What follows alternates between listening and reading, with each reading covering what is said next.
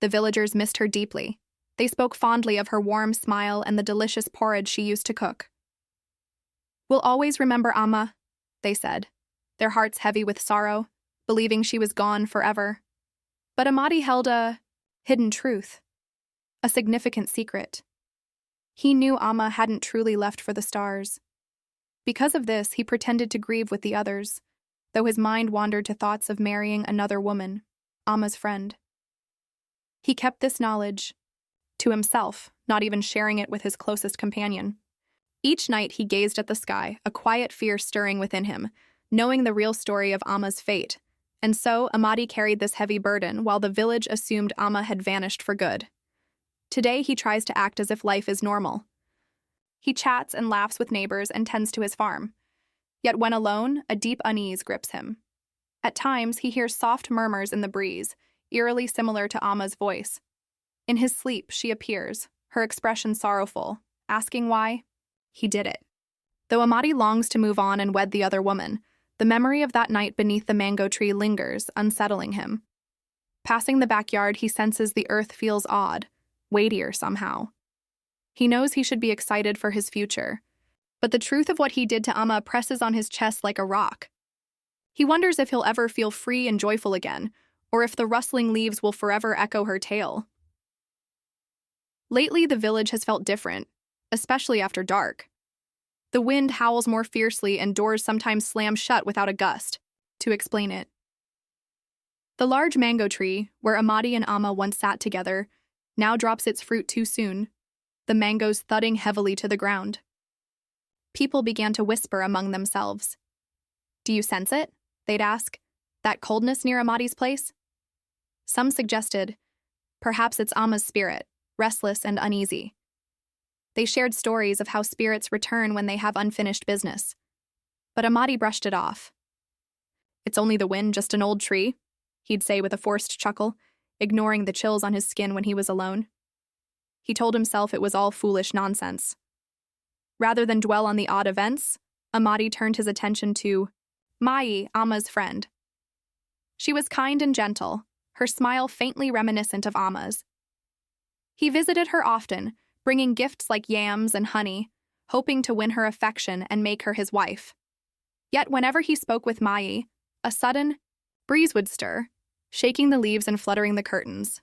At night, the strange noises around his home grew louder, almost like someone calling his name. The more he ignored these signs, the more persistent they became, as if urging him to listen. Still, Amadi pushed them aside, focusing his charm on Mayi. Deep down, though, a quiet dread began to take root. Perhaps the villagers were right, and Amma's spirit was stirring, seeking something like justice. One bright morning, with the sky glowing a gentle orange, Amadi decided it was time to propose to Mayi. He wore his finest shirt, patterned with the great river, and smoothed his hair neatly.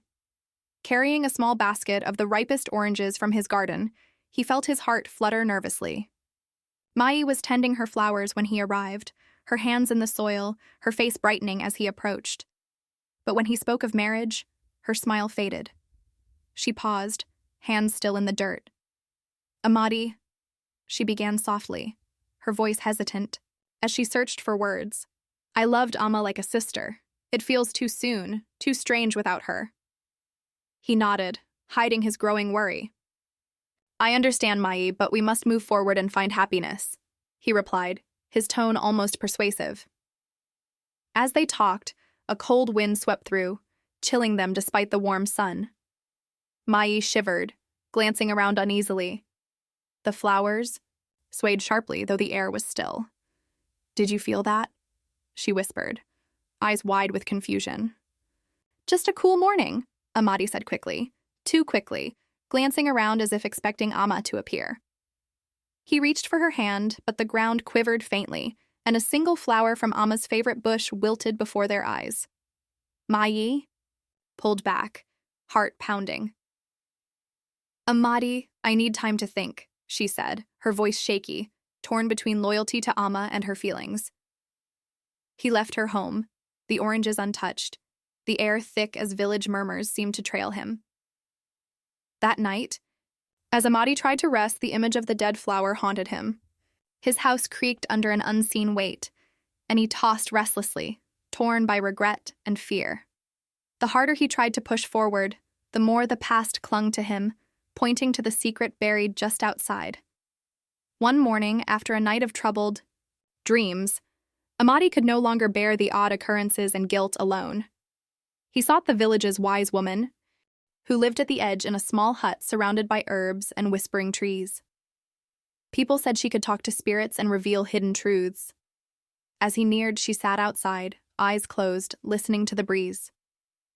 "I've been expecting you, Amadi," she said without looking. A chill ran through him. Sitting before her, he spoke softly. "I need help. Strange things happen at my house. Whispers, moving objects." She opened her eyes, gazing straight into his. "The spirits are unsettled," she said slowly. "They speak of a heavy heart and dark deeds." His pulse quickened, fear mixing with desperation. "How do I stop it? How do I find peace?" he asked, hoping for an easy fix. She sighed, her voice grave. "Confess your wrongs. Only truth can heal the pain you've caused." His breath caught. Confess? He couldn't admit what he'd done to Amma. It would ruin him. "Isn't there another way? A ritual or charm?" he pleaded. She shook her head. "Some burdens can't be lifted by herbs or trinkets. Without truth, there's no peace for you or the spirit." He stood abruptly, muttering, "No, I can't," more to himself than her. As he left, she called, "Beware, Amadi. Hidden secrets find their way out. Better you reveal them than be exposed." Her words echoed as he returned home, fear growing, half expecting Amma's spirit behind him. That night, with the wind howling and shadows shifting, Amadi knew she was right, yet he couldn't confess. Lying awake, moonlight flickering across the floor, he felt his secret choking him. He wondered how long he could live this haunted life and what price he'd pay. Despite her warning and sleepless nights, Amadi pressed on with his plan to marry Mayi, hoping it might quiet the disturbances. With a burdened heart, he began wedding preparations, aiming to distract himself from the eerie events. The village buzzed with excitement. Tents rose, colorful fabrics hung, and neighbors pitched in. But the air near Amadi's home stayed cold, even in sunlight. As plans advanced, the oddities worsened. One evening, while discussing the feast with Mayi, a gust extinguished the lamps. In the sudden dark, they glimpsed a woman's shape at the window, resembling Amma, her gaze mournful. When Amadi blinked, it vanished, but Mayi saw it too. "Was that Amma?" she whispered, trembling. "Just a shadow, nothing more," he replied, his voice weak. Mayi, unconvinced, felt something was deeply wrong. She pressed him. "Tell me." "The truth, Amadi. What happened to Amma? They say she disappeared, but now I'm unsure." Cornered, his secret burning within, he dodged her gaze. "She left, Mayi. One night, she just went." "I don't know where," he stammered, the lie hollow. Mayi sensed his unease. Her own dreams now filled with Amma's pleas to be found. The more she questioned, the vaguer he grew, fueling her doubts. As the wedding neared, the strange events intensified, pots fell untouched, and mournful singing drifted through the night. Villagers' excitement turned to worry, their voices hushed. One afternoon, arranging flowers for the wedding, Mayi saw Amma's reflection in a mirror, clear, sad, mouthing silent words. Frozen, she watched as it pointed to the backyard, where Amma once gardened. Shaken, she confronted Amadi again, firmly this time. "I saw her in the mirror, pointing to the yard. Tell me what happened, for the spirit's sake." Seeing her resolve, he knew the truth couldn't stay buried. Overwhelmed by guilt, hauntings, and her insistence, he broke beneath the mango tree where he'd once been happy with Amma. Tears fell as he confessed. He'd argued with Amma, wanted to remarry, and that awful night buried her alive to silence. Her. One quiet night under the mango tree, with only the leaves rustling, Amadi had told Amma, "I want another wife from the next village."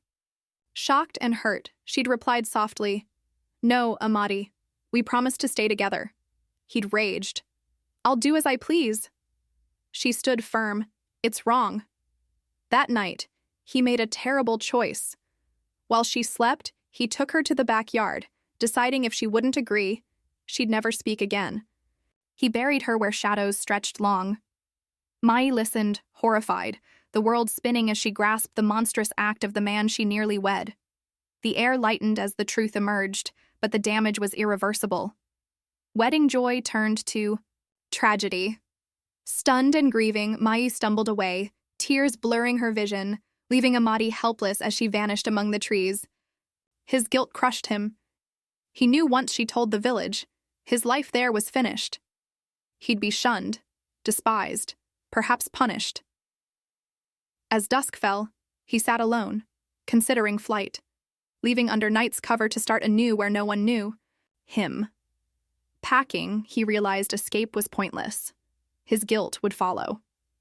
The visions and disturbances grew sharper, as if his past wouldn't let go. Every creak, every breeze accused him, tied to the grave outside. Panicked, he stopped packing. Imagining the villagers' anger, could he face their scorn? He briefly thought of denying it, claiming Mayi lied in her grief, but the lies felt empty. She knew Amma too well to invent this, and he couldn't bear more deceit. The truth was free, unbearable. In the dark, he sat, the night taunting him, waiting for dawn and Mayi's revelation, terrified yet oddly relieved that his burden might lift, for better or worse. At dawn, with the sky soft pink and orange, Mayi, sleepless and resolute, marched to the village center under the old banyan tree, where big decisions were made. Her voice shook as she shared Amadi's confession, each word a heavy stone in the morning silence. The villagers' disbelief turned to horror, then anger. As she spoke of the backyard burial, murmurs grew. Betrayal by one of their own sparked rage and calls for justice. Led by the shaman, a respected elder, they marched to Amadi's house, faces stern. He watched from his door, pale, knowing escape was gone. His fearful eyes met Mayi's accusing ones. They dug in the yard, soon uncovering Amma's remains, her tattered clothes and bones a grim proof. The shaman spoke solemnly. This is a dark day. Amma was ours, wronged. Her spirit needs rest. Justice must be served. Nods followed, some demanding swift punishment, but the shaman urged calm, citing law and fairness. Amadi was held by elders as the shaman and council decided to call authorities for legal justice, ensuring it was proper. The shaman performed rituals, burning incense, chanting prayers, making offerings to soothe Amma's spirit and restore village peace, a vow to right the wrong. The day dragged, heavy with truth and justice. United in shock and grief, the villagers leaned on each other, their shaken community resilient. As night fell, a solemn calm settled. They'd faced a harsh reality, but found strength in their pursuit of justice, hoping Amma's spirit could rest, letting healing begin. The atonement ritual came, marked by a thick, somber mood. Dressed in white for purity, villagers gathered again under the banyan tree to mend the pain. The shaman, in ceremonial robes, set up herbs and symbols around the tree. Sage burned, and soft chants rose, blending sorrow and hope. Amadi stood in the center, gaunt, guilt carving lines into his face. The shaman gave him a bowl of herb-laced water for purification, saying, "We seek justice and peace for Amma and our village. Let truth be spoken, guilt cleansed." To Amadi, he added, "Confess and seek forgiveness from her spirit and us." Hands shaking, Amadi drank the bitter water, then whispered, "I wronged Amma, my wife I swore to protect. In selfishness, I took her life when she opposed my wishes, burying her in our yard, hiding it from you all." Tears flowed among the crowd, horror, sadness, and pity mixing. "I'm sorry for the pain to Amma, Mayi, and you," he broke. "Seeking forgiveness I may not earn." The shaman led a chant for cleansing, passing a feather for prayers of healing. It returned to him, buried under the tree to mark new beginnings. Hands joined in a circle, the shaman said, "Let this show our unity and commitment to peace, stronger, from this trial." The air lightened, offering closure and hope.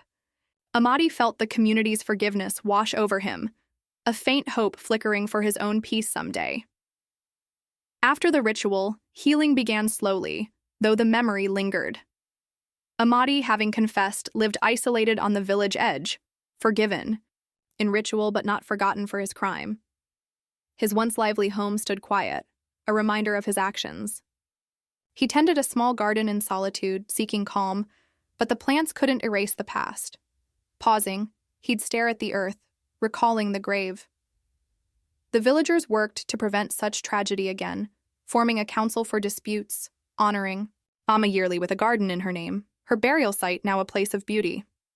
This remembrance taught justice and compassion, uniting them. Amadi watched from afar, never joining, a shadow of the past they moved beyond. The shaman checked on him, balancing justice with mercy. Years passed, Amadi aging alone, his isolation, reflecting his error. In solitude, he grasped his wrong's depth, a lesson too late. His and Amma's story became a cautionary tale, showing trust's fragility and betrayal's cost. The village wove loss and forgiveness into strength, Amma's memory and Bloom's whispering resilience. Amadi's quiet end marked a man broken by his deeds, his tale a reminder that redemption lies in owning faults, however lonely the path. I hope you enjoyed this story. If you did, please like the video, share it with loved ones, comment your thoughts, and subscribe with the notification bell on for more captivating tales. Farewell.